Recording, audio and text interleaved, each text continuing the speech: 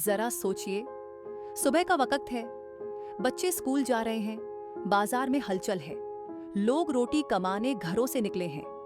अचानक आसमान में एक तेज चमक होती है। कुछ ही सेकंड में सब कुछ उजड़ जाता है। इमारतें ढह जाती हैं, जिस्मों की खालें झुलस जाती हैं, हवा में सिर्फ चीखें गूंजती हैं और देखते ही देखते पूरा शहर मौत के मलबे में बदल जाता है। ये कहानी है हिरोशिमा और नागासाकी की।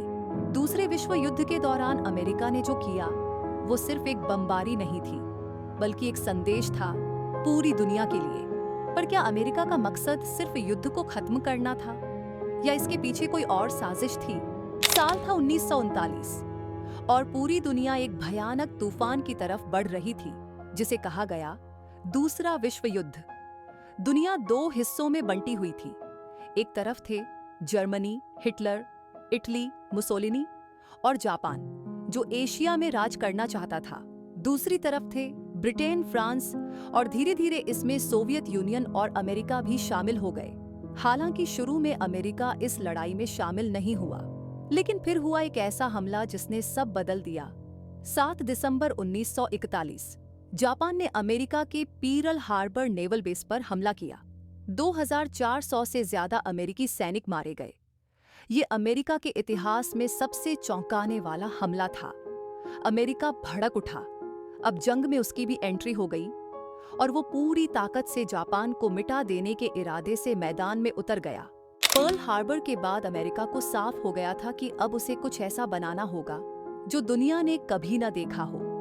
1942 में शुरू हुआ मैनहट्टन प्रोजेक्ट, एक सीक्रेट प्रोजेक्ट जिसमें वैज्ञानिकों की सबसे तेज टीम दुनिया का सबसे खतरनाक हथियार बना रही थी, परमाणु बम। इसमें थे नामी वैज्ञानिक जे रॉबर्ट ओपेनहाइमर, एनरिको फर्मी और नील्स बोहर। बम बनाने में $2 अरब से ज्यादा खर्च हुए और 1 लाख से ज्यादा लोगों ने काम किया, मगर गुप्त रूप से।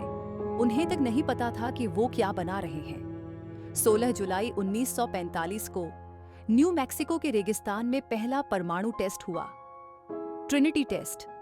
धमाका इतना जोरदार था कि आसमान में एक नया सूरज सा चमक उठा।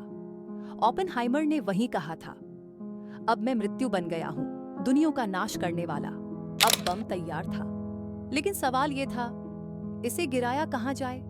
जर्मनी तो पहले ही हार मान चुका था। अब बारी थी जापान की।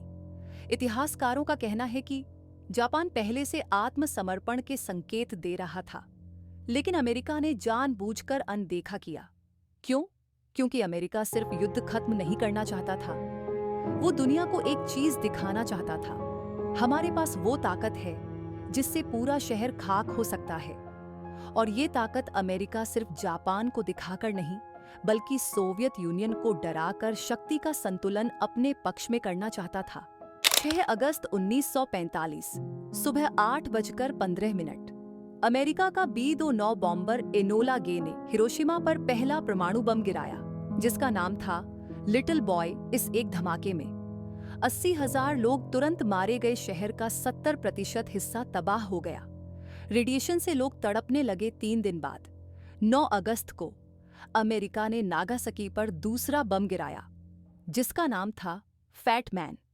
यहां भी 40,000 लोग उसी पल मारे गए और रेडिएशन का कहर जारी रहा।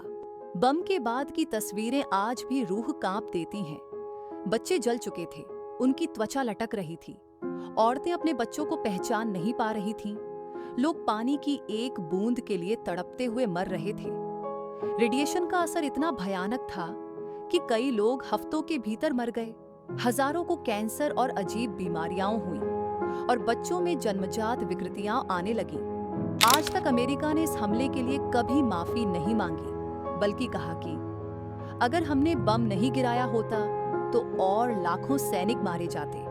लेकिन ये सवाल आज भी गूंजता है, क्या सिर्फ जापान को हराने के लिए 2 परमाणु बम जरूरी थे, या फिर हिरोशिमा और नागासाकी को परमाणु परीक्षण का मैदान बना दिया गया था?